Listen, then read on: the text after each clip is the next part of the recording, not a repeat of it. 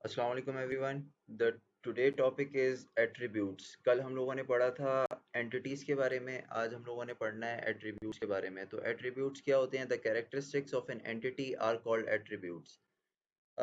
Entity class की या entity की कोई भी कैरेक्टरिस्टिक्स को उसके फर्दर जो सब ब्रांचेस हैं उसको हम लोग एट्रीब्यूट्स बोलते हैं। जैसे फॉर एग्जांपल कल हम लोगों ने एंटिटीज देखी थी, जैसे स्कूल हो गया, उसके अलावा एम्प्लॉय हो गया, ये सारी एंटिटीज़ हैं। अब एंटिटी के एट्रीब्यूट्स क्या हो जाएंगे? जैसे फॉर एग्जांपल अगर एक एंटिटी है एम्प्लॉय, तो उसकी एट्रीब्यूट्स हैं employee ID, employee name, employee, मतलब उसकी डिफरेंट कैरेक्टरिस्टिक्स उसने ऐड कर दी हैं।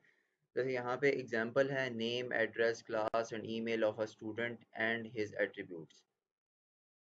All instances of a particular entity class have the same attributes. Example, all the students of class entity class have the attribute name, address, class and email.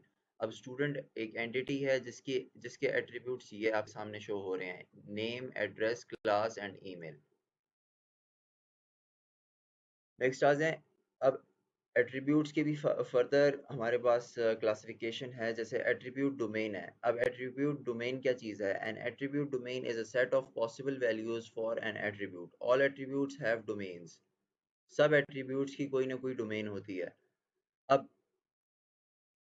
Domains में consist of range of values और सम discrete values. आप लोगों ने multivariate calculus में, बल्कि आप लोग अभी पढ़ रहे होंगे, आप लोगों का फोर्थ सेमेस्टर है, मल्टीवेरिएट कैलकुलस आप लोग पढ़ रहे हैं, उसमें आप लोग डोमेन और रेंज का कॉन्सेप्ट पढ़ रहे होंगे। तो एट्रीब्यूट डोमेन का भी सेम काम है। डोमेन के अंदर एक वो पर्टिकुलर रेंज पे एग्जिस्ट कर रही होती है, कंसिस्ट कर रही होती है। Example, domain for grade point average GPA can be from 0 to 4। अब देखें डोमेन जो है जीपीए जीपीए के लिए, ग्रेड पॉइंट एवरेज के लिए 0 से 4 तक है, या आपका जीपीए 0 की 4 के दरमियान कहीं भी आ सकता है। Association of a domain with an attribute ensures the integrity of a database. Next आ जाए टाइप्स ऑफ एट्रीब्यूट्स पे। एट्रीब्यूट्स की हमारे पास डिफरेंट टाइप्स हैं। पहली टाइप है simple attribute. An attribute that can not be divided into smaller components is called simple attribute. Simple attribute की पहचान ये है कि वो फर्दर डिवाइड नहीं हो सकता स्मॉलर कंपोनेंट्स में। It is also called atomic attribute.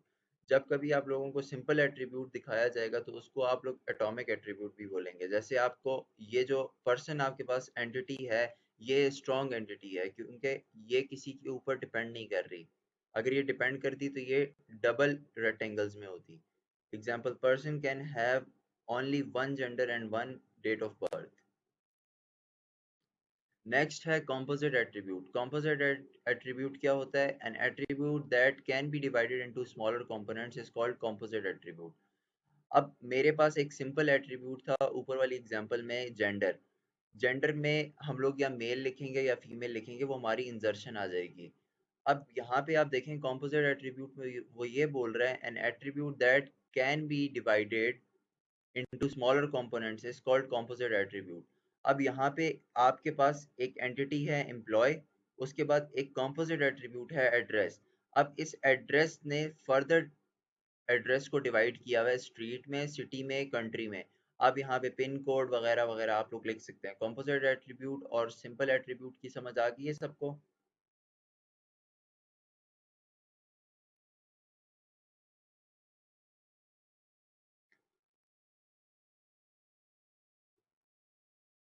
Okay, next पे जाते हैं, सिंगल वैल्यूड एट्रीब्यूट।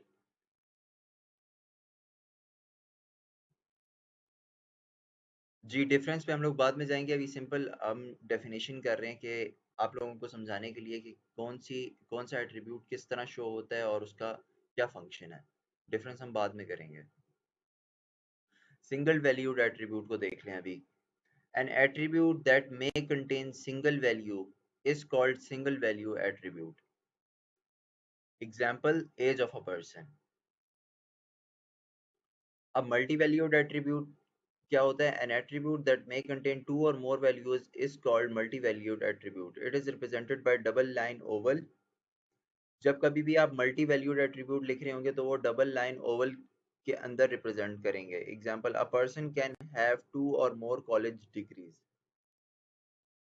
अब देखें यहाँ पे सिंगल वैल्यूड एट्रीब्यूट का मैं आपको बताता हूँ। जब आप कभी सिंगल वैल्यूड एट्रीब्यूट लिख रहे होंगे तो वो हमेशा एक ही वैल्यू होगी। जैसे फॉर एग्जांपल, अब सोहेल एज अ पर्सन, मेरी एक ही एज हो सकती है। मैं एक टाइम पे दो एजेस का नहीं हो सकता। मतलब अभी अगर मेरी 21 एज है तो मेरी 21 ही होगी।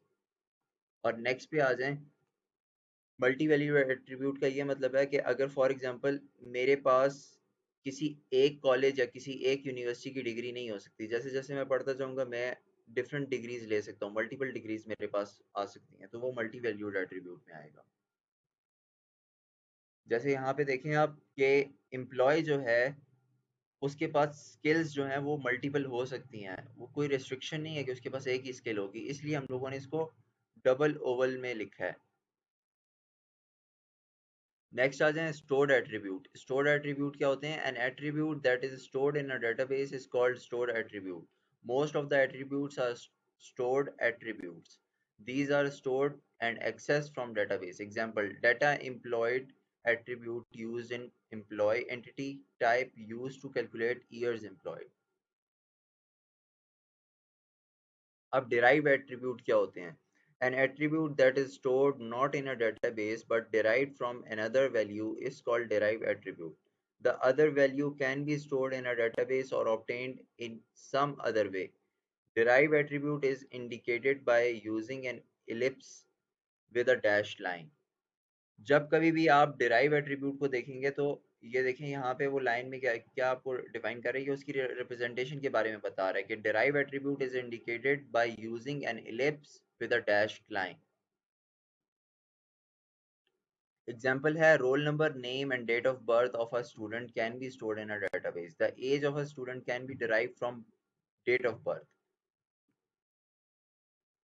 यहाँ एग्जाम्पल में देख लें कि आपके पास एक एंटिटी है स्टूडेंट। स्टूडेंट एंटिटी के आपके पास चार एट्रीब्यूट्स लिखे हुए हैं, डेट ऑफ बर्थ है, रोल नंबर है, नेम है एंड एज है। अब यहाँ पे देखें कि डेट ऑफ बर्थ का एंड एज का आपस में रिलेशन बन रहा है। किस तरह रिलेशनशिप बन रहा है कि अगर आपके पास डेट ऑफ बर्थ किसी भी स्टूडेंट, किसी भी पर्टिकुलर पर्सन की आपके पास मौजूद है, तो आप उस डेट ऑफ बर्थ से करंट टाइम के अकॉर्डिंग आप उसकी एज निकाल सकते हैं। तो इसलिए ये डिराइव एट्रीब्यूट है और इसको हम लोगों ने डॉटेड ओवल फॉर्म में लिखा है। नेक्स्ट है identifiers attribute. An attribute that identifies an entity instance among other instance in entity class is called identifiers attribute. Example है employee entity class is identified by his her employee ID. These attributes are called identifiers. अब identifiers क्या होते हैं? मतलब आपके पास कोई भी जिस तरह हम लोग करते थे कि प्राइमरी की डिफाइन कर देते थे, उस एट्रीब्यूट के नीचे हम लोग सिंपल एक अंडरलाइन कर देते थे, उसको आइडेंटिफाई कर देता था कि इसके ऊपर प्राइमरी की लगी हुई है। और अगर डॉटेड लाइन होती थी किसी भी एट्रीब्यूट के नीचे तो वो आइडेंटिफाई करता था कि इसके ऊपर फॉरेन की लगी हुई है। अब आप यहाँ पे देखें, आपके पास एक सिंपल एंटिटी है एम्प्लॉय और उसके बाद एक एट्रीब्यूट है एम्प्लॉय आईडी और उसके नीचे अंडरलाइन हुआ हुआ है, तो उसका मतलब है कि एम्प्लॉय आईडी के ऊपर प्राइमरी की लगी हुई है। उसके बाद हमारे पास ये मल्टी वैल्यूड एट्रीब्यूट है और ये डेराइव एट्रीब्यूट है, सॉरी मल्टी वैल्यूड एट्रीब्यूट है। नेक्स्ट में आ जाए identifiers attribute. Identifier can be unique और non unique. Unique identifiers may identify only one entity instance. Non-unique identifiers may identify a set of instances. Example, employee ID is unique identifier because it identifies a single employee. But department is not unique identifier because it identifies all employees who work in a particular department. ये चीज़ बहुत गौर से देख लें कि unique identifiers में identify only one entity instance. जो unique identifiers होते हैं वो सिर्फ एक ही एंटिटी इंस्टेंस को आइडेंटिफाई करते हैं। जैसे हमारे पास पीछे आया है एम्प्लॉय, तो एम्प्लॉय आईडी जो है वो सिर्फ एक ही इंस्टेंस को, एक ही एंटिटी क्लास को डिफाइन कर रहा है, आइडेंटिफाई कर रहा है। लेकिन नॉन यूनिक आइडेंटिफायर्स जो होते हैं, नॉन यूनिक आइडेंटिफायर्स में identify a set of instances. Example, employee ID is unique identifier but it identifies a single employee. वही उसने सेम बात बोली है कि एम्प्लॉय आईडी जो है वो यूनिक आइडेंटिफायर है लेकिन वो सिंपल सिंगल एम्प्लॉय जो टेबल है, जो एंटिटी है, उसको आइडेंटिफाई कर रहा है। But department is not unique identifier. Department कोई और एक एंटिटी है जो नॉन यूनिक आइडेंटिफायर नहीं है, because it identifies all employees who work in a particular department. क्योंकि जितने भी एम्प्लॉयज हैं वो जो भी काम कर रहे हैं डिफरेंट डिपार्टमेंट में, वो सबको आइडेंटिफाई कर रहे हैं, वो किसी एक चीज को आइडेंटिफाई नहीं कर रहा।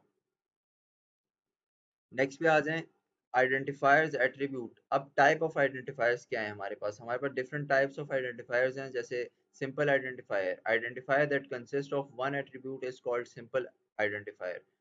जब कभी भी एक आइडेंटिफायर किसी सिंगल एट्रीब्यूट के ऊपर कंसिस्ट कर रहा होगा तो वो सिंपल आइडेंटिफायर होगा। जैसे example, identifier for student entity type is student ID. Next है composite identifier, identifier that consists of composite attribute is called simple identifier। Example, कोई भी ऑर्डर आईडी है, आइडेंटिफायर में consist of order number and date.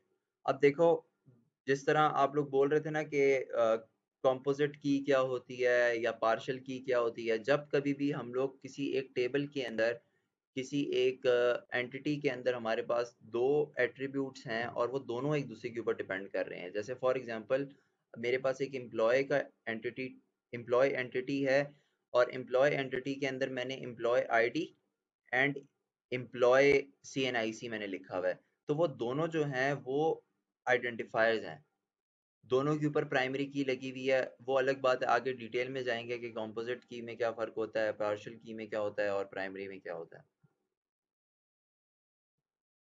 Next है हमारे पास identifier. इस attribute के अंदर आइडेंटिफाई टाइप ऑफ आइडेंटिफायर्स के अंदर सिंपल आइडेंटिफायर क्या होता है।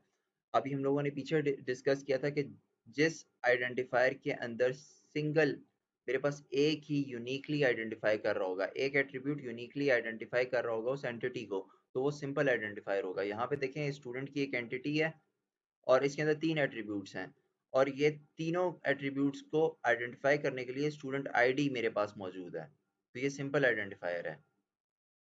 नेक्स्ट आ जाए, कंपोजिट आइडेंटिफायर की एग्जांपल ये है कि ऑर्डर आईडी मेरे पास था, लेकिन ऑर्डर आईडी जो है वो डिफाइन कर रहा है ऑर्डर नंबर और डेट को।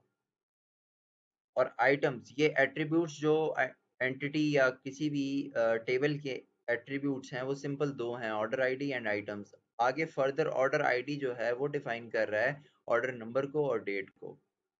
तो ये डिफरेंस है। आप लोगों को आइडेंटिफायर्स एट्रीब्यूट्स में अगर कोई कंफ्यूजन है तो चैट बॉक्स में या माइक अनम्यूट करके पूछ सकते हैं कुछ भी।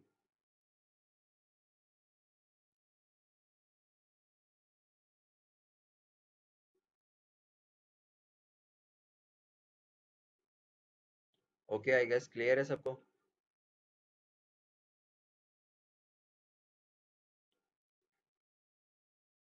आपको स्क्रीन पे लैब टास्क 9 शो हो रहा होगा। यहाँ पे वो आपको बोल रहा है create an ERD। Screen show हो रही है सबको?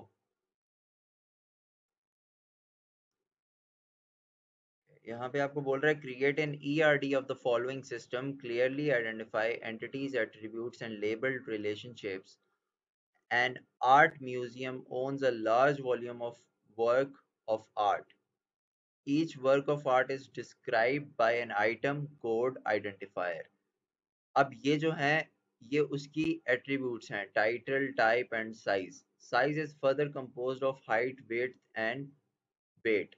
अब यहाँ पे जो हम लोगों ने अभी रिसेंटली पढ़ा है, आपको वही चीजें देखने को मिल रही हैं। A work of art is developed by an artist.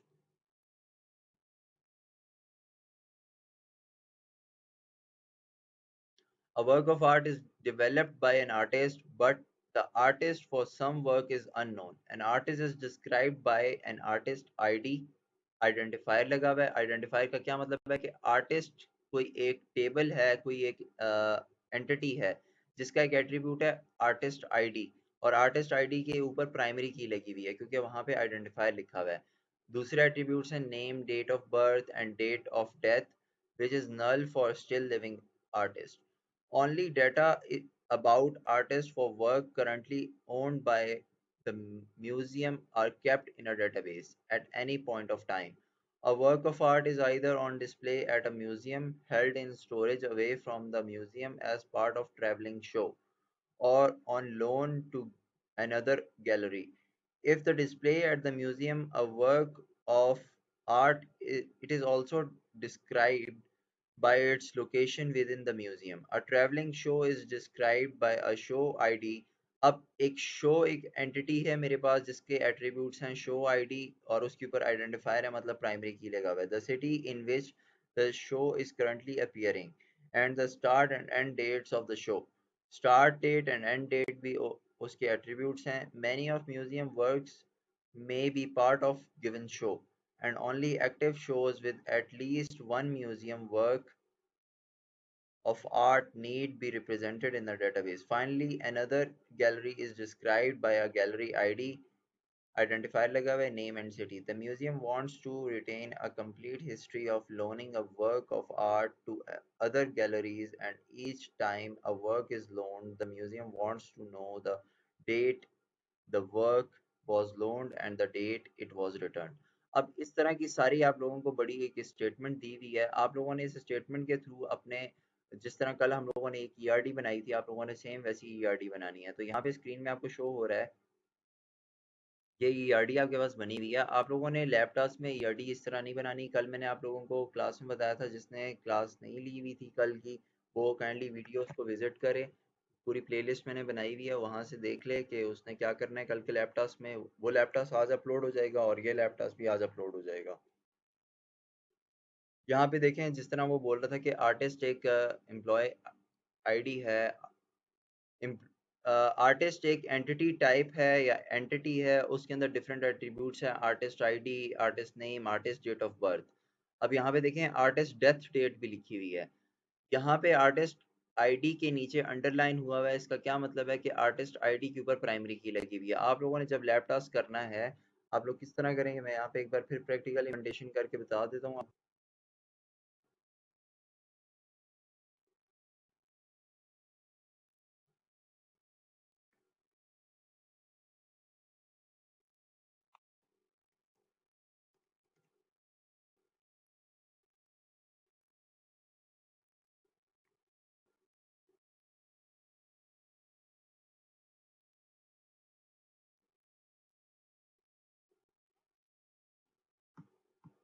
Daily का एक लैब टास्क है आप लोगों का कि लैब टास्क 9 में एक डेटाबेस का नाम रख रहा हूँ इसको क्रिएट कर लेते हैं अब साथ में इम्प्लीमेंटेशन स्टार्ट करते हैं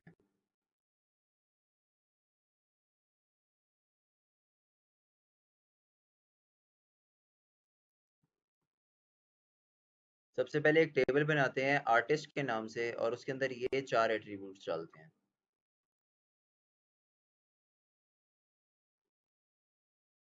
आर्टिस्ट एंड इसके अंदर चार कॉलम्स हैं ओके गो नेक्स्ट हम लोग लिखते हैं आर्टिस्ट आईडी आर्टिस्ट आईडी को इंटीजर ही रखते हैं और डिफ़ॉल्ट में हम लोग इसको चेंज कर देते हैं प्राइमरी की के ऊपर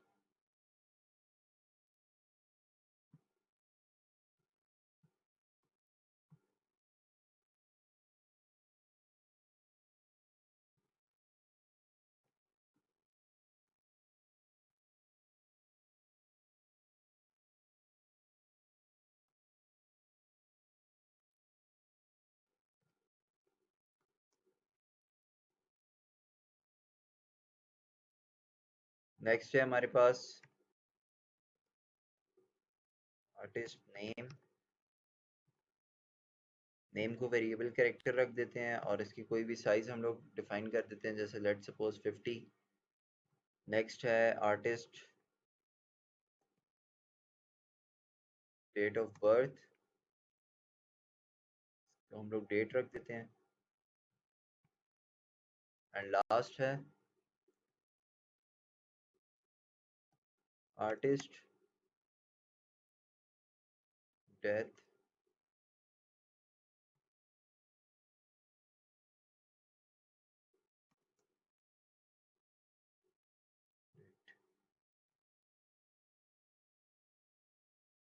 ज़रूरी नहीं है, आपकी अपनी चॉइस है।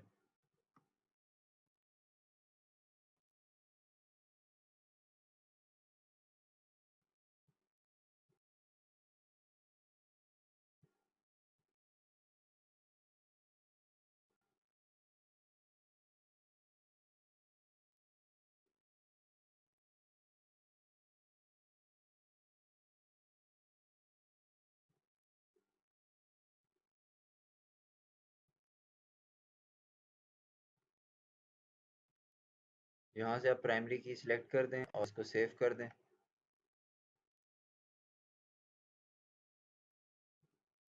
साइज़ आप इसको कोई भी दे सकते हैं, लेट्स सपोज मैं 20 दे रहा हूँ।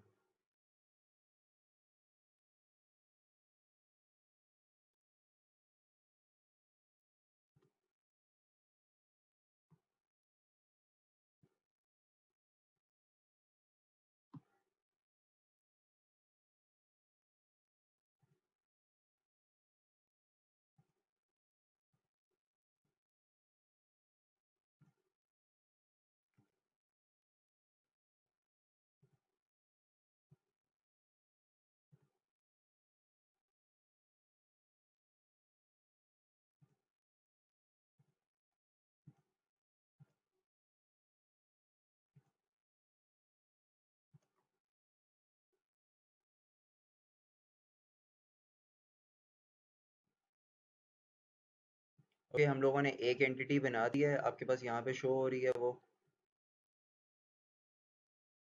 Artist ID, artist name, date of birth and date of death.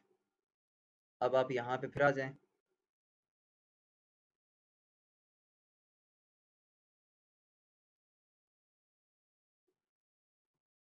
यहाँ पे एक और टेबल है आपके पास शो का, जिसके अंदर show ID, show city, show start date, show end date है आपके पास। इसको भी बना लेते हैं हम लोग। शो आईडी, शो सी।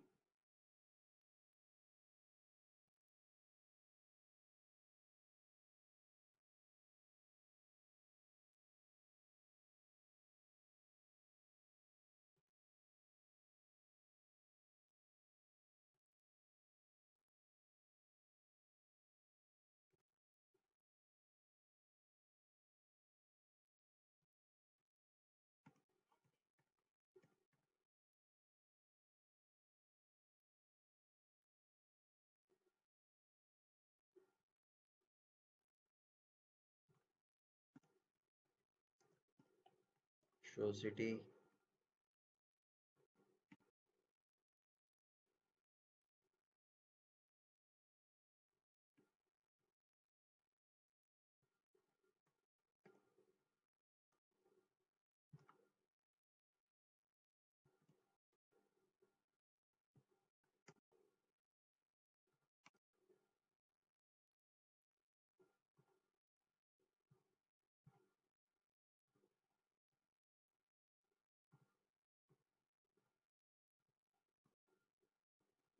ट्वेंटी सेट कर देते हैं, शो सिटी को हम लोग 5 रख देते हैं।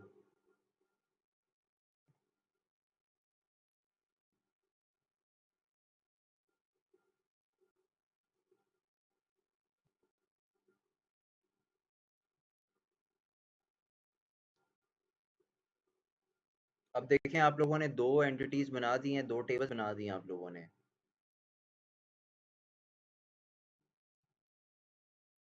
एक आर्टिस्ट के नाम से बनाया और एक शो के नाम से बनाया। जितने हैं उसके अंदर एट्रीब्यूट्स आप लोगों ने वो सारे बना दिए हैं। अब नेक्स्ट है आपके पास गैलरी का टेबल है। गैलरी के अंदर आपके पास gallery ID, gallery name and gallery city है। ये भी बना देते हैं हम लोग। गैलरी के नाम से है और इसके अंदर तीन एट्रीब्यूट्स हैं, तो तीन सेलेक्ट कर देते हैं और यहाँ से गो कर देते हैं।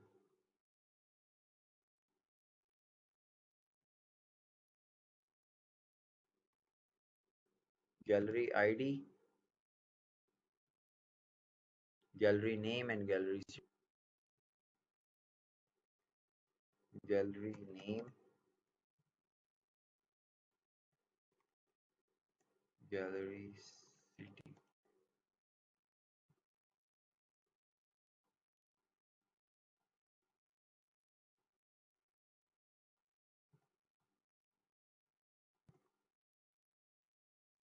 Avoid irrelevant messages, please.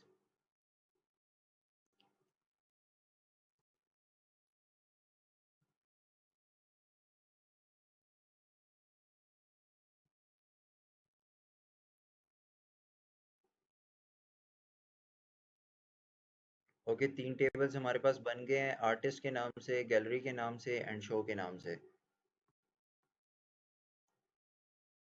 अब नेक्स्ट आ जाता है आर्ट वर्क। ये आर्ट वर्क के जो टेबल्स हैं, यहाँ पे आपको ब्लर अगर शो हो रहा है तो ऊपर स्टेटमेंट पे चले जाएं, वहाँ पे आपको ये आपको ब्लर शो नहीं होगा। आपने यहाँ से डाटा एक्सट्रैक्ट करके इस तरह टेबल्स बनाने हैं। टेबल्स बनाने के बाद आपके पास सारा वो उसकी डेफिनेशंस वगैरह और वो सारी उसकी स्टेटमेंट दी हुई है आपके पास। आपने यहाँ से डाटा एक्सट्रैक्ट करके उस तरह बनाना है, और जैसे रिलेशन आप लोगों ने कल की लैब में बनाया होगा, अगर आप प्रीवियस वीडियो देखें तो उसमें आपको मिल जाएगा, या जिसने क्लास लगाई थी तो उसको बेटर अंडरस्टैंडिंग है, आप उससे पूछ सकते हैं। तो आपने इस तरह ये क्रिएट हैं, और क्रिएट करने के बाद आप जब लैप टास्क के ऊपर जाएंगे, जो भी आपने लैप टास्क बनाया, जिस नाम से भी बनाया, आप यहाँ पे डिज़ाइनर मोड में चले जाएं। डिज़ाइनर मोड में आपके पास ये कोई रिलेशन नहीं दिखा रहा, अब आप लोगों को शो हो रहा होगा, या आपको कोई रिलेशन नहीं दिखा रहा। आप लोगों ने सिंपली ये करना है कि इनके आपस में रिलेशनशिप बनाने हैं, जिस तरह आप लोगों के पास रिक्वायरमेंट है। जैसे आप लोग यहाँ पे देख सकते हैं, यहाँ पे इन लोगों ने रिलेशनशिप बनाया हुआ है many to one, one to many, और मैनी टू मैनी। इस तरह के जो रिलेशनशिप्स बने हुए हैं, आपने ये शो कराने हैं। वर्ड में आप लोग अपना डॉक्यूमेंट बनाते हैं, या फिर जिस तरह भी आप लोग बनाना चाहते हैं आप लोग बना सकते हैं, लेकिन सबसे पहले आप लोगों ने इसमें जब आप ये चीज़ बनाने लगेंगे तो आपने इस टेबल को, जैसे आर्टिस्ट टेबल है, आर्टिस्ट टेबल का कनेक्शन शो के साथ भी करना है, गैलरी के साथ भी करना है। और एक और आपका टेबल था, अब उसका मेरा नाम याद नहीं है मुझे, देख लेते हैं।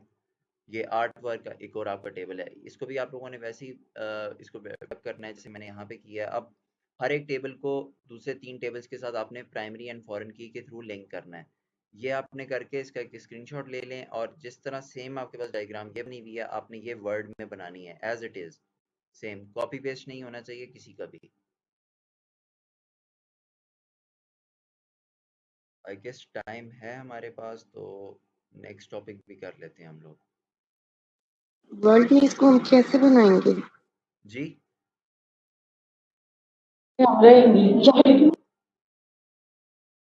है ये हम डायग्राम में इसकी क्यों बनाए? डायग्राम इस तरह ही बनानी है। आपने वर्ड पे जाना है, या आप जिस जिसके ऊपर आपकी अच्छी ग्रिप है, अगर आप पावर पॉइंट पे बनाना चाहते हैं तो आप वहां पे भी बना सकते हैं, लेकिन आपने ये लाजमी बनाना है कि इसमें ये रिलेशनशिप शो हो रहा है, मैनी टू वन वाला। अगर आप ये रिलेशनशिप शो कर सकते हैं दूसरी किसी तरह या हैंड रिटन में, तो आप लोग उस तरह भी बना सकते हैं। ये रिलेशन लाजमी शो करना है, ये जो क्रो फीट और ये वन और फिर ये जीरो और ये वन, मतलब मैनी टू वन रिलेशन है, वन टू नल रिलेशनशिप है, इस तरह आप लोगों ने ये शो करना है।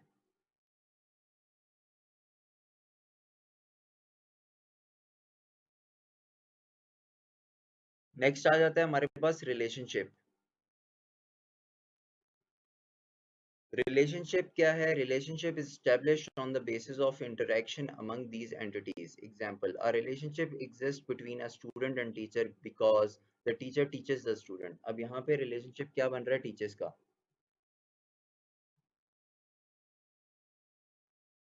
ओके, नेक्स्ट आ जाएं। A relationship is called total if all entities of that entity set may be participated in the relationship. A relationship is called partial if some of the entities of that entity set may be participant in the relationship. एक relationship को हम लोग total तब बोलते हैं जब उसके सारे एंटिटी सेट पार्टिसिपेट कर रहे होते हैं रिलेशनशिप के अंदर, और वो पार्शियल तब होता है जब उसके कुछ एंटिटी सेट्स जो होते हैं एंटिटी के, वो पार्टिसिपेट कर रहे होते हैं लेकिन बाकी नहीं कर रहे होते। एग्जाम्पल है, सपोज अ रिलेशनशिप, ये कोई भी नाम है किसी भी एंटिटी का, exist between supplier and part. The relationship is total if every part is supplied by the supplier. The relationship is partial if certain parts are available without a supplier. अब degree of relationship क्या होती है? A relationship may consist of many entities. A number of entities in a relationship is called degree of relationship. Number of entities कितनी use हो रही हैं relationship में, उसको हम लोग डिग्री ऑफ रिलेशनशिप बोलते हैं. The relationships of degree 2 are most common and are called binary relationships. अब यूनरी रिलेशनशिप्स क्या होते हैं एंड बाइनरी रिलेशनशिप्स क्या होते हैं, ये हम लोग कल पढ़ेंगे, हमारे कल का टॉपिक है. आप लोग आज के टॉपिक्स के लिए जिसके जो भी क्वेश्चन है वो माइक म्यूट कर अनम्यूट करके पूछ सकता है. यहाँ तक जितना मैंने पढ़ाया है अभी तक, अगर उसमें किसी का कोई भी क्वेश्चन है तो वो पूछ सकता है.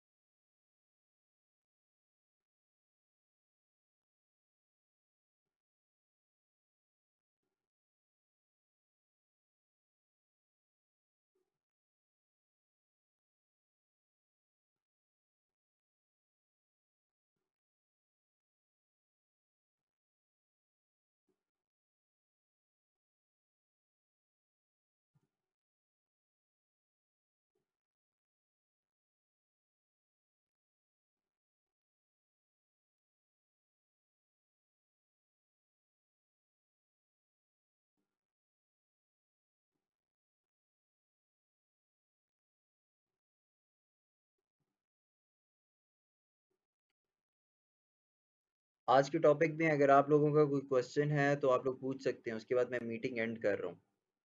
अटेंडेंस लेके मीटिंग में एंड कर रहा हूँ उसके बाद.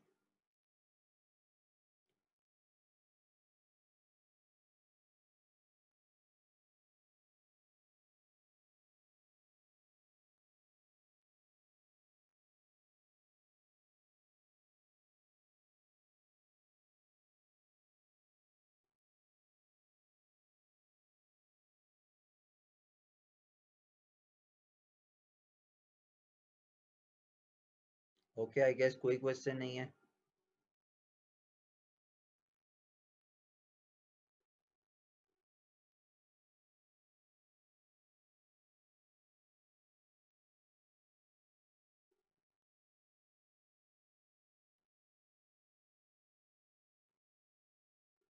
जी जी, बस मैं अटेंडेंस ले रहा हूँ और उसके बाद एंड कर रहा हूँ आज के सेशन को. अगर फिर भी लैपटॉप में किसी को इशू है तो जिस किसी ने भी क्लास नहीं लगाई, आप लोगों की ड्यूटी है कि आप उन लोगों को बताएं कि क्लास में 2 लैपटॉप्स असाइन हो चुके हैं. तो जिसने, अगर आप लोगों से वो नहीं समझ सकता तो वो वीडियो का लिंक पड़ा हुआ है, वीडियो से देख ले, और उसको अगर भी समझ नहीं आती तो मुझे ईमेल कर दें.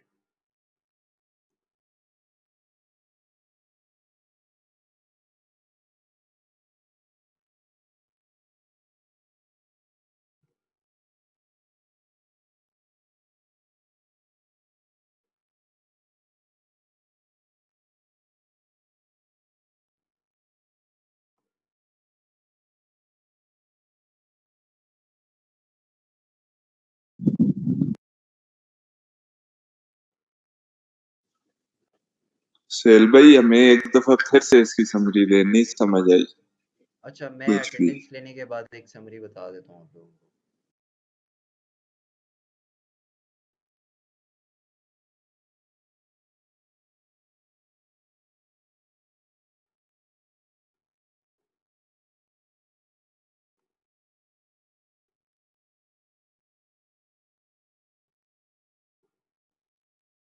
अटेंडेंस बोल दें काइंडली. अब्दुल नासिर, अब्दुल वहाब, 10027 10029 नासिर का नेट का इशू है, ऑनलाइन है ये। ओके। अब्दुल्ला, एतजाज खान, एमन जाहिद, अली सरीर, अमान, अनाब मैं गुल। प्रेजेंट हूँ। मेरा नेट जी खराब था। प्रेजेंट। मेरा नेट खराब था। ठीक है, लगा दिया। अनाब गुल, अनस हबीब, अंसा जदून, फैजान शाह, हमजा नशद, हसाम, इशरत मजीद, लाइबा जदून, Present. महानूर नवाज, मरियम सलीम,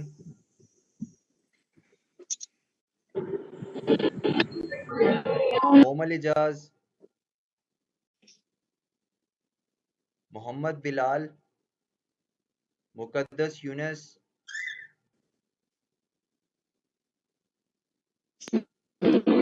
अस्सलामुअलैकुम। मैं प्रेसिडेंट ठीक है, ओके। अंसा जदून, सुहेल भाई, मेरा भी नेट ही चल रहा है, मैं भी प्रेजेंट हूँ। Abdul Nasir Shamrez. Yes sir, present हूँ। ओके। लगी हुई है। अच्छा अच्छा। नवाज,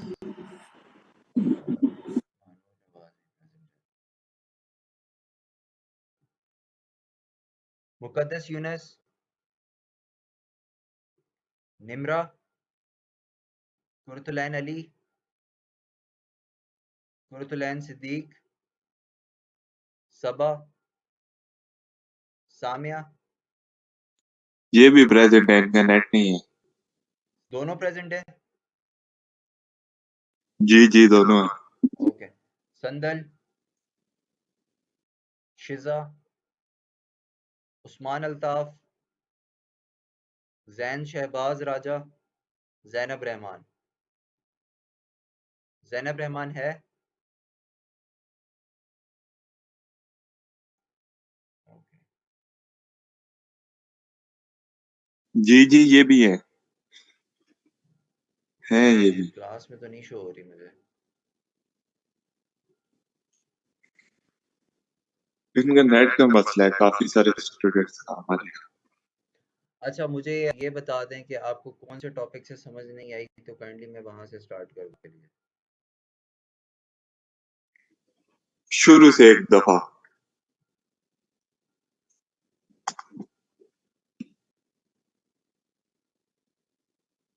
आज का हमारा टॉपिक था एट्रीब्यूट्स। एट्रीब्यूट्स क्या हैं? किसी भी एंटिटी की कैरेक्टरिस्टिक्स को डिफाइन करने के लिए, या हमारे पास, आपको सिंपल मैं एक एग्जांपल देता हूँ कि जब आप कोई भी टेबल बनाते हैं अपना डेटाबेस के अंदर, आप टेबल्स के कुछ एट्रीब्यूट सेट करते हैं उसकी कैरेक्टरिस्टिक्स के हिसाब से। जैसे फॉर एग्जांपल, अगर आपने एक टेबल क्रिएट किया है एम्प्लॉय के नाम से, तो आप उसके एट्रीब्यूट्स क्या रखेंगे?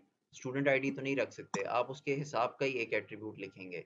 जैसे फॉर एग्जांपल, मेरे पास अगर एक टेबल है एम्प्लॉय के नाम से, तो उसके अंदर जो मैं एट्रीब्यूट्स रखूंगा वो एम्प्लॉय के साथ रिलेट कर रहे होंगे। जैसे employee salary, employee ID, employee name, employee hobbies, employee email, इस तरह के मेरे पास एट्रीब्यूट्स आएंगे। Example, name, address, class and email of a student are his attributes. Next हमारे पास आ जाता है, all instances of a particular entity class have same attributes. सारे इंस्टेंसेस जो होते हैं किसी भी पर्टिकुलर एंटिटी के, उनके पास सेम एट्रीब्यूट्स हमारे पास आते हैं। All students of student entity class have the same attribute name, address, class and email. इसके बाद आ जाता है एट्रीब्यूट डोमेन का, कि डोमेन क्या है एट्रीब्यूट की। N attribute domain is a set of possible values for an attribute. All attributes have domains. सब एट्रीब्यूट्स की कोई ना कोई डोमेन होती है, मतलब कोई ना कोई रेंज होती है। जैसे डोमेन्स में consist of range of values और सम डिस्क्रीट वैल्यूज। आप लोगों ने मैथ में ये पढ़ा होगा, या मल्टीवेरिएट कैलकुलस में आप लोग कभी पढ़ रहे होंगे डोमेन एंड रेंज का topic. Domain of GPA can be from 0 to 4। अब कोई एक हमारे पास एट्रीब्यूट है जीपीए के नाम से, अब उसकी कोई ना कोई रेंज होगी, जैसे अगर हम लोग पाकिस्तानी सिस्टम के हिसाब से जीपीए को देखते हैं तो उसकी रेंज है 0 to 4, लेकिन अगर हम लोग किसी बाहर के सिस्टम के हिसाब से देखते हैं तो वहाँ पे जीपीए पॉइंट्स जो होते हैं वो 5 तक भी जाते हैं। नेक्स्ट है हमारे पास association of a domain with an attribute ensures the integrity of database. अब हमारे पास ये क्या टाइप, मतलब है? जी, इसका क्या मतलब है? ये जो लास्ट लाइन आपने पढ़ी है, association association of a of domain. Domain with an attribute ensures the integrity of database.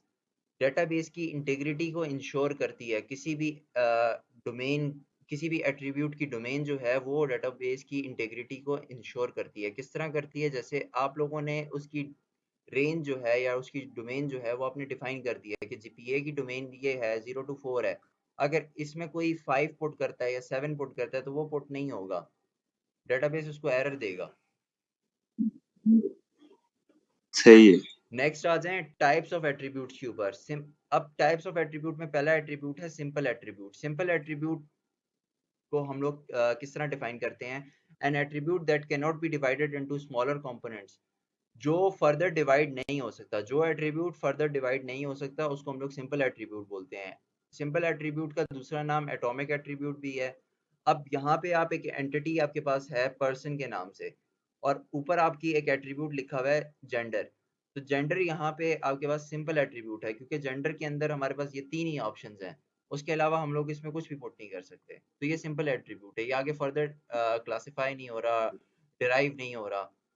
Next है हमारे पास कॉम्पोजिट एट्रीब्यूट। अब यहाँ पे कॉम्पोजिट एट्रीब्यूट देख लें, N attribute that can be divided into smaller components is called composite attribute. जो एक attribute आपका किसी एक एंटिटी के साथ रिलेट कर रहा है और वो आगे फर्दर डिवाइड भी हो सकता है, उसको हम लोग बोलते हैं कॉम्पोजिट एट्रीब्यूट। जैसे फॉर एग्जांपल मेरे पास एक एंटिटी है एम्प्लॉय के नाम से, उसके अंदर एक मैंने कॉम्पोजिट एट्रीब्यूट डाला हुआ है एड्रेस।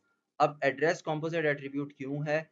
क्योंकि एड्रेस के अंदर मेरे पास डिफरेंट सेक्शंस आते हैं, डिफरेंट और डोमेन्स आती हैं। जैसे फॉर एग्जांपल एड्रेस के अंदर मेरे पास पोर्टल नंबर आ गया, पिन नंबर आ गया, स्ट्रीट आ गई, सिटी आ गई, कंट्री आ गई, मतलब ये डिफरेंट उसके क्लासिफिकेशंस हैं, हम लोग उसको फर्दर डिवाइड कर सकते हैं, इसलिए ये कॉम्पोजिट एट्रीब्यूट है। नेक्स्ट है हमारे पास single valued attribute. Single valued attribute का क्या मतलब है? जैसे आप, अमान एक बंदा है, CS4A में पढ़ रहा है, उसकी एक पर्टिकुलर एज है। अब अमान की एक टाइम पे दो एजेस नहीं हो सकती, एक ही एज होगी। अभी कितने साल के हो माशाल्लाह से? मैं जी जी, 21। 21 के। अगर 21। आप अभी 21 ईयर्स के हो तो आप एक टाइम पे 21 ईयर्स के ही होगे। हाँ, ये हो सकता है कि आप अगले साल 22 के हो जाओ, या अगर आपको 3 साल पीछे देखा जाए तो आपकी एज कुछ और हो, लेकिन एक टाइम पे इस अगस्त में हो जाऊंगा। एक पर्टिकुलर टाइम पे आपकी एक ही एज रहेगी। तो ये है सिंगल वैल्यूड एट्रीब्यूट, जिसमें एक सोहेल भाई आपकी क्या एज है? मैंने बताई तो है 21। आपकी भी 21 है? जी जी। ओके, नेक्स्ट आ जाओ अभी। अच्छा, मेरी भी 21 है। मुबारक हो। अच्छा, नेक्स्ट है हमारे पास multi valued attribute. An attribute that may contain two और more values is called multi valued attribute. अब किसी भी एट्रीब्यूट के अंदर एक या एक से ज्यादा वैल्यूज आए, एक सेम एट्रीब्यूट के लिए उस एट्रीब्यूट के अंदर वैल्यूज जो हैं वो एक या एक से ज्यादा आए, इसका क्या मतलब है? कि अगर फॉर एग्जांपल आप एक स्टूडेंट हो, आपकी कोई पर्टिकुलर स्किल सेट होंगी। अब आपको एक टाइम पे डिफरेंट स्किल्स आ सकती हैं। जैसे आपको फॉर एग्जांपल आपको राइटिंग की आती है, आपके पास डेटाबेस की स्किल है, आपके पास फ्रंट एंड की स्किल है। मैं एक एग्जांपल दे रहा हूँ जस्ट, सही है, परेशान नहीं होना। It is represented by double line Oval. अब इसको हम लोग रिप्रेजेंट कैसे करते हैं? जैसे एक सिंगल एट्रीब्यूट या सिंपल एट्रीब्यूट को हम लोग एक सिंगल ओवल में रिप्रेजेंट करते हैं, लेकिन मल्टी वैल्यूड एट्रीब्यूट को हम लोग डबल ओवल में रिप्रेजेंट करेंगे। किस तरह? यहाँ पे देखें, एक एम्प्लॉय की स्किल्स जो हैं वो स्किल्स मल्टीपल हो सकती हैं, इसलिए उसने मल्टीपल ओवल में इसको रिप्रेजेंट किया है। और यहाँ पे हमारे पास ये क्या है, कौन सा एट्रीब्यूट है? अभी बताया मैंने, एड्रेस कौन सा एट्रीब्यूट है? It is composite attribute. जी जी, इससे 3 निकली हुई है शायद। जी। अब स्टोर्ड एट्रीब्यूट क्या होते हैं? An attribute that is stored in a database is called stored attribute. Most of the attributes are stored attribute. These are stored and accessed from database. अब stored attributes क्या होते हैं? एक date employed attribute used in employee entity type and used to calculate years employed. यहाँ ये क्या पे है एक आप? मैंने एक एट्रीब्यूट को सेव किया हुआ है अपनी डेटाबेस के अंदर और उसकी मदद से मैं चल दूसरा भाई आपका एट्रीब्यूट नेट निकाल बहुत रहा हूँ. वीक है। सुहेल भाई का नेट ठीक है? यार मेरा नेट तो बिल्कुल ठीक चल रहा है, आपके शायद नेट में कोई इशू होगा. खैर जो भी इशू हुआ मैं जब वीडियो अपलोड करूंगा वहां पे देख लेना. स्टोर्ड ये वीडियो एट्रीब्यूट का कब बता तक रहा हमें था, मिल? स्टोर्ड एट्रीब्यूट का बता रहा था. यहाँ पे डेट एम्प्लॉयड एक एट्रीब्यूट है जो यूज हुआ है एम्प्लॉय टेबल के अंदर या एम्प्लॉय एंटिटी के अंदर, आप कुछ भी बोल सकते हो उसको. Type use to calculate years employed. अब डेट एम्प्लॉयड को मैंने डेट को स्टोर किया हुआ है उसके ईयर्स को कैलकुलेट करने के लिए. मैंने एक एट्रीब्यूट को स्टोर किया हुआ है कि मैं उससे दूसरे एट्रीब्यूट को मैं इजीली निकाल सकूं. जैसे अगर डेट एम्प्लॉयड मेरे पास पड़ी हुई है कि एक एम्प्लॉय ने, एक पर्टिकुलर एम्प्लॉय ने किस डेट को काम करना स्टार्ट किया था, तो उस हिसाब से मैं उसकी ईयर्स एम्प्लॉयड निकाल सकता हूँ करंट डेट के हिसाब से कि उसने कितने साल काम कर लिया है. Derive attribute क्या होता है? An attribute that is stored not in a database but derived from another value is called derive attribute. The other value can be stored in a database or obtained in some other way. Derive attribute is indicated by using an ellipse with a dashed line. अब derive attribute किस तरह हम लोग show कर सकते हैं, यहाँ पे आप लोग देख लें. derive attribute हमारे पास डैश से शो होता है, जैसे ये शो हो रहा है हमारे पास. अब हमारे पास नेक्स्ट आ जाता है identifiers attribute. An attribute that identifies an entity instance among other instance in entity class is called identifiers attribute. Simple identifiers attribute के बारे में आप ये याद रखें कि एम्प्लॉय, अगर एक टेबल है एम्प्लॉय, उसके अंदर एम्प्लॉय आईडी के ऊपर नीचे अंडरलाइन हुआ हुआ है, तो इसका क्या मतलब है कि एम्प्लॉय आईडी के ऊपर प्राइमरी की लगी हुई है और उसको हम लोग सिंपल आइडेंटिफायर भी बोलते हैं. यहाँ पे आप लोग देखें, आप लोग पास टेबल है एम्प्लॉय के नाम से या एंटिटी है एम्प्लॉय के नाम से, आपके पास एक और एट्रीब्यूट है एम्प्लॉय आईडी और एम्प्लॉय आईडी के ऊपर अंडरलाइन, नीचे अंडरलाइन हुआ हुआ है, तो इसका मतलब है कि आइडेंटिफायर है या फिर ये प्राइमरी की है. नेक्स्ट आ जाए आइडेंटिफायर एट्रीब्यूट्स के ऊपर.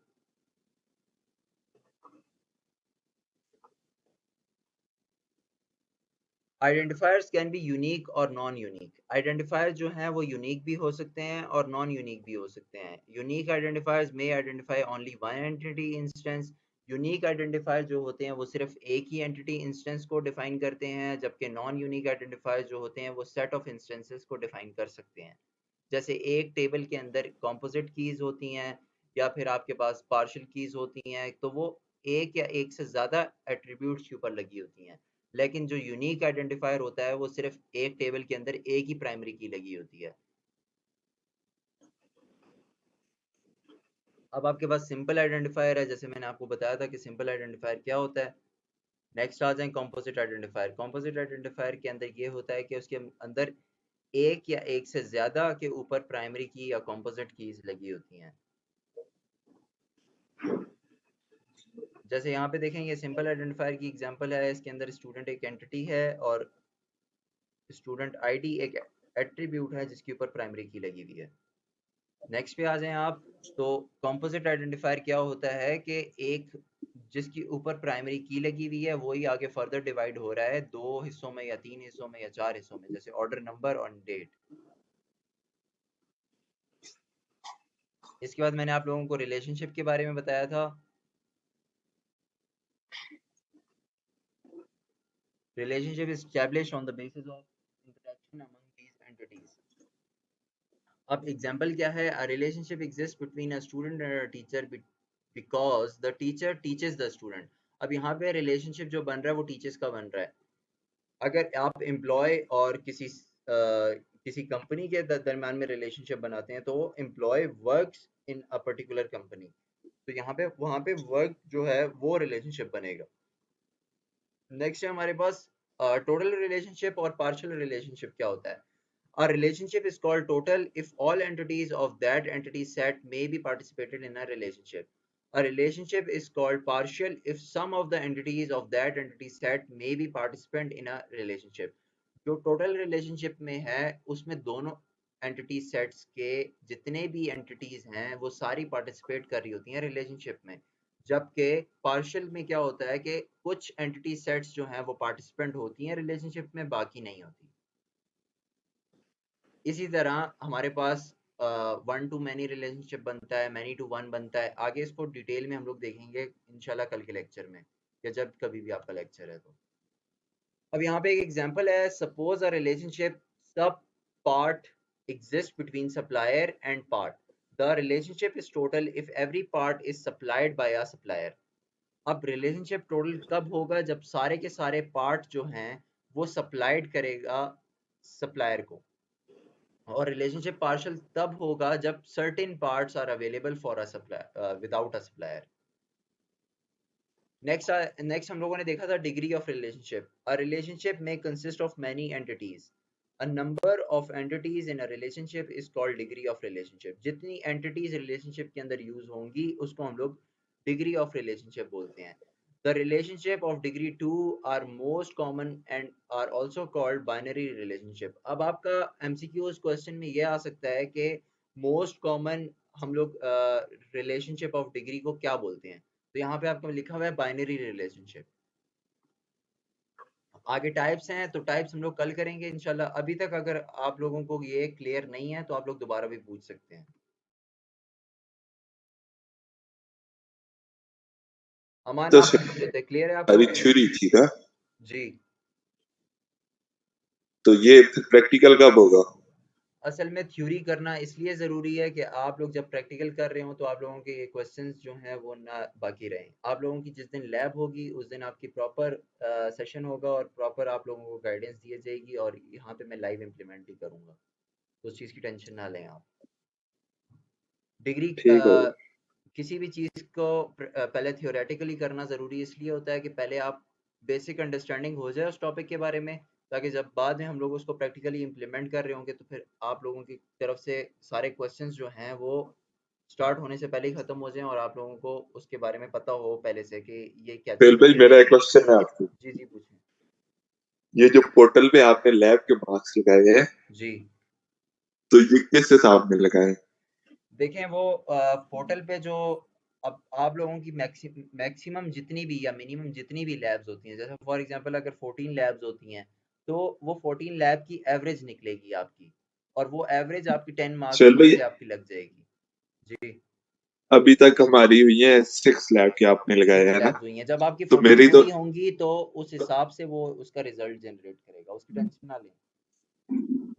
अच्छा, फिर आगे जाएगा।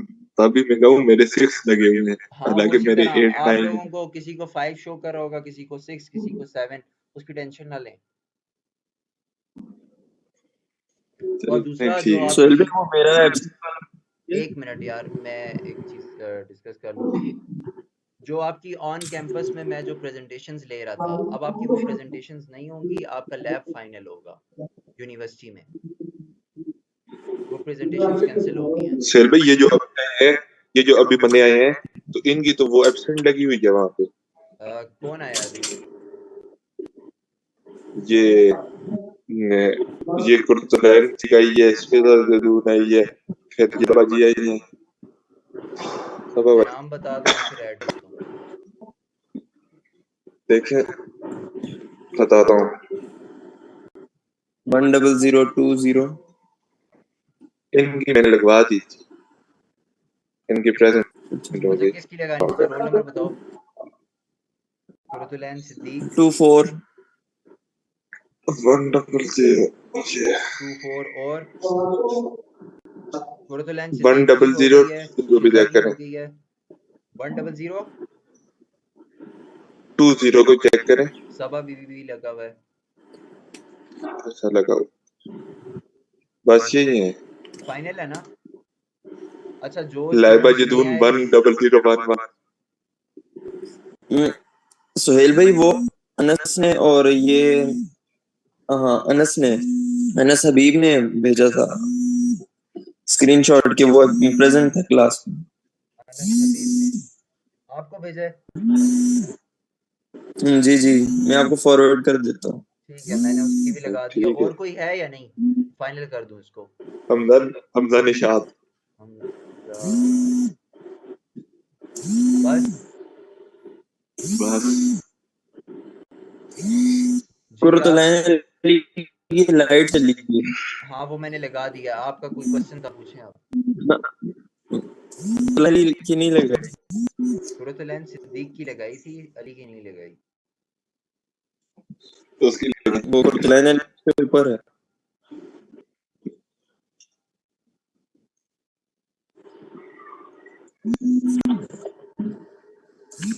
जो क्लास में नहीं आया काइंडली उसको आज के मैं लिंक शेयर कर दूंगा, वो उसको बता देना कि वो वहां से देख ले, क्योंकि मैं अपनी ये लेक्चर्स रिपीट नहीं कर सकता।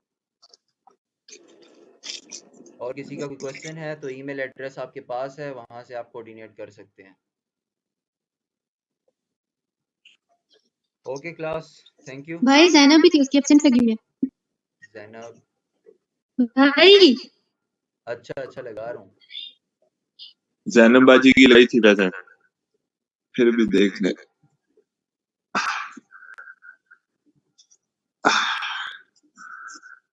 जैनब रहमान। सबसे एंड पे। देखा प्रेजेंट है। ठीक है। Okay class, thank you.